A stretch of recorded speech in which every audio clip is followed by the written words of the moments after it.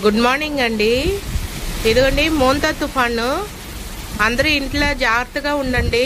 ఎవరు బయటికి రాకండి, బయట కూడా తిరగకండి. చాలా వర్షం గాలి తీరం తాటక ముందు ఇలాగ మనకు ఎఫెక్ట్ చూపిస్తుంది. జాగ్రత్త అండి అందరూ కూడా.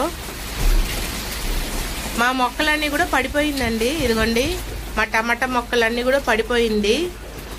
ఇదన్నీ కూడా మాకు ఇబ్బంది అయింది. ఇదిగోండి బయట గాలి ఎలా ఉంది.